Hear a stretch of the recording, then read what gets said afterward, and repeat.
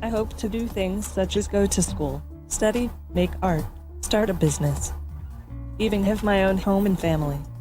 But I am not considered a legal person.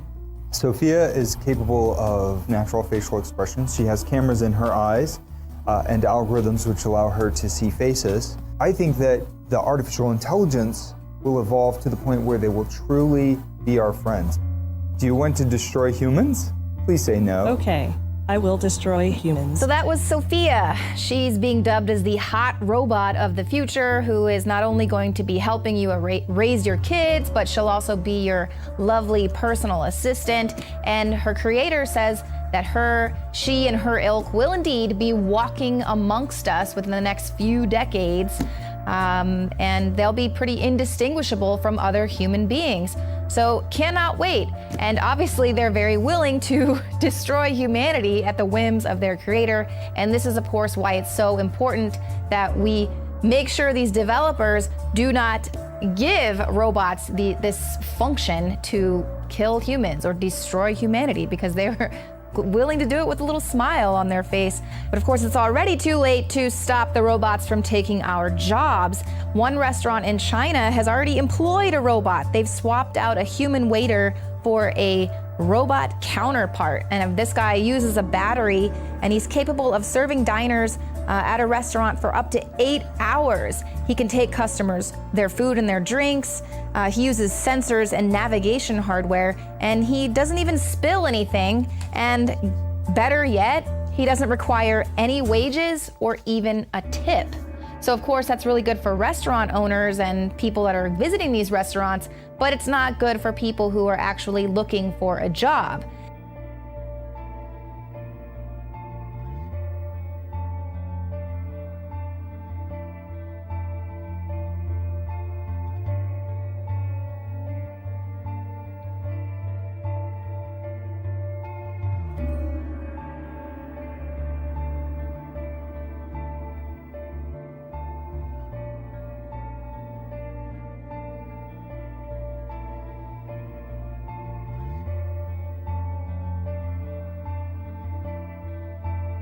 Turn overseas now. A University of Virginia student has been sentenced to 15 years of hard labor in North Korea. The country's highest court sentenced Otto Warmbier for, quote, trying to steal a propaganda banner from a hotel. The 21-year-old student tourist says he wanted the banner as a trophy for the mother of a friend. Warmbier was arrested as he was trying to leave North Korea in early January. He was visiting as a tourist with a New Year's tour group. This is 2016, and they've just taken us back to the 1800s. Kelvin Williams is angry. The small business owner says a proposed Georgia law, the so-called Religious Liberty Bill, will ruin opportunities for his telecommunications business and discriminate against many others like him. Williams is gay. It's going to protect anybody who feels like discriminating, but I don't see where it's actually going to protect anybody from being discriminated against. After a nearly 2-year battle, House Bill 757 passed both chambers of the Georgia legislature. If signed into law by the governor, it will protect faith-based organizations who do not hire or host gays and lesbians because of their religious beliefs. As it's written, the legislation will, quote, provide a claim or a defense to persons whose religious exercise is substantially burdened by government. The only discrimination I see going forward is if the governor refuses to sign this bill. Senator Mike Crane is one of the bill's most adamant supporters. He too is a small business owner and is currently running for U.S. Congress. There's an undermining of religious freedom in this nation. The Christian community in particular is really the group that's going to end up being discriminated against if the states don't stand up and say this liberty is important. If Georgia's bill sounds familiar, it's because it is. In 2014, Arizona legislatures made an attempt at a Religious Restoration Act. After intense pressure from athletic organizations, corporations, and even some Republicans, it failed. I have vetoed Senate Bill 1062 moments ago. In 2015, it was Indiana's turn, and after much debate, Governor Mike Pence signed it into law. Supporters like this small business owner were thrilled. I think it protects me from the government forcing me to do something that's against my will. The governor later signed a revised bill which seeks to prevent businesses from discriminating against anyone based on their sexual orientation. It's a part of the story often not reported by the media when it comes to the much talked about police killing of civilians. Half of those killed by the police are physically or mentally disabled. According to a new study sponsored by the Ruderman Family Foundation, psychological illness plays a huge factor in these cases. Similar studies have found that 1 in 10 police calls involve someone with a disability, where urgent care may be more fitting than using force. Here's a look at a few of the recent high-profile victims. Laquan McDonald, who was shot last year in Chicago, suffered from PTSD. Eric Garner, who was placed in a chokehold in New York City, was barely able to walk a block. He suffered from severe asthma. Freddie Gray had lead poisoning. And then there was John Williams, a wood carver who was stopped by police and shot to death because he wouldn't drop his knife in response to a shouted command. He turned out to be deaf. The study also reveals that in many cases, arrestees with Down syndrome, who may not have been able to understand police commands, have been beaten or killed. Tonight, tensions rising across the country as Trump faces new roadblocks. Trump is hate! Trump is hate! Protesters outside Phoenix blocking the main highway to a Trump rally. Demonstrators lining up using their own cars to stop traffic. Gridlock for miles. 3 arrested, those cars eventually towed out of the way. Sheriff Joe Arpaio, a lightning rod for controversy, coming to Trump's defense. They think they're going to intimidate you. And the next president of the United States, not going to happen. Not in this town. And in New York, thousands taking to the streets outside Trump Tower, clashing with the front-runner's supporters. This as the Republican establishment tries to block Trump's road to the nomination. It was the targeting of the defenseless Iraqis Yazidi minority by ISIL, also known as Daesh, in August 2014 that led to the US intervention against ISIL. Many captured by the Islamic terror group had horrific tales to tell, like 16-year-old Nihad. The girls were raped when we got to Mosul. They were all taken from their families and raped constantly, and then they were handed out to the emirs, who were responsible for the Daesh. Alleged crimes like these and the targeting of several other religious groups led to the US government's announcement. Daesh is responsible for genocide against groups in areas under its control, including Yazidis, Christians, and Shia Muslims. Daesh is genocidal by self-proclamation, by ideology, and by actions, in what it says, what it believes, and what it does.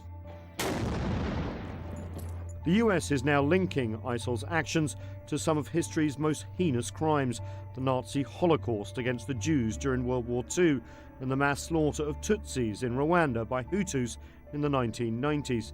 Labeling a group genocidal or not can be controversial.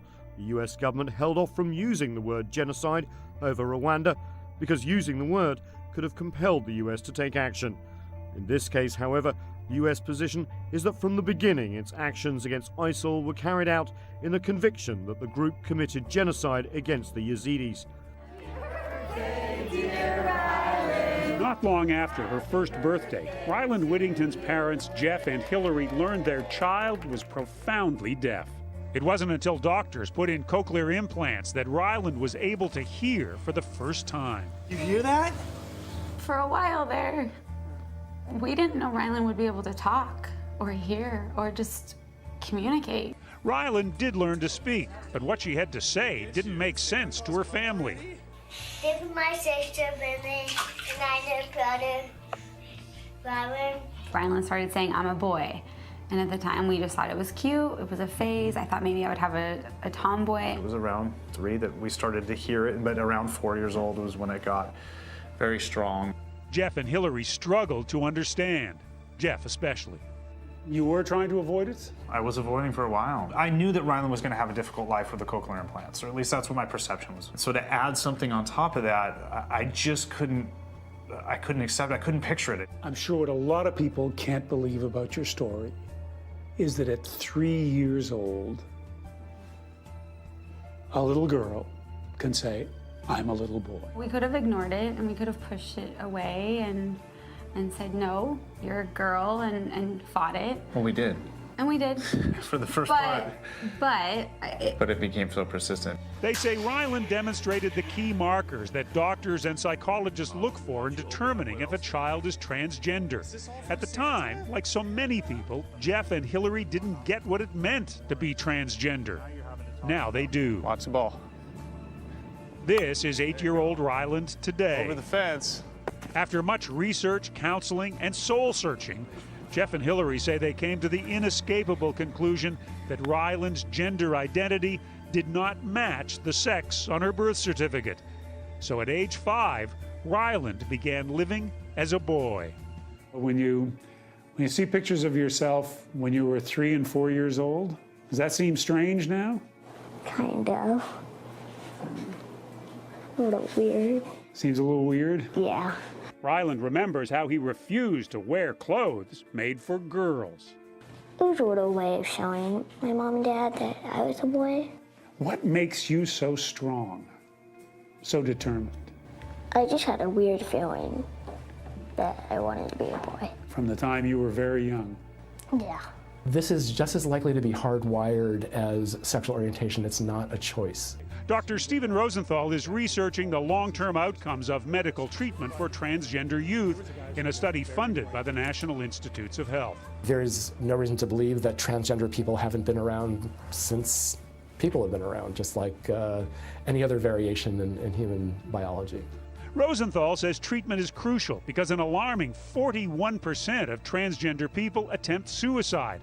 But new research in the journal Pediatrics found that children who have socially transitioned to the gender with which they identify had normal levels of depression and anxiety. We have seen so many kids who have come into our practice, like Ryland, who have fully socially transitioned, and family after family tells us that as soon as they enable their kid to do this, everything turned around. When you were researching and seeing that attempted suicide rate, 41%, 41%. What was that? Awful. It was horrible. Awful. You know, would we rather have a living son or a dead daughter? And, you know, we weren't willing to play with that statistic. We'd rather have a living son.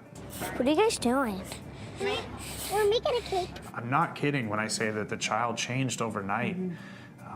It was just, he was so proud all of a sudden and just so happy and just felt so comfortable, and you could just see him ease up. There's people who blame you, say you did this to him. It would never be something that I would push on my child. In certain ways, it is and will make Ryland's life a little bit harder, and I don't want my child's life to be any harder. There are decisions ahead, including whether to eventually give Ryland male hormones. It's a little while before puberty sets in now, but you've got to be thinking about that. You know, thankfully there's puberty blockers, which allow us to delay the onset of puberty for a period of time. I think it is really important to note that we haven't done anything that isn't reversible. Jeff and Hillary are sharing their story because they want Ryland to live in a world that accepts him. Hey, Dada. What? Know how you made that tunnel? Hopefully we just plant the seed of little conversations all over the world. People can just start understanding this more. And there's so many more people who are willing to go public with it and who are coming out and trying to help this world to understand. So I think, I mean, we'll get there. We'll get there.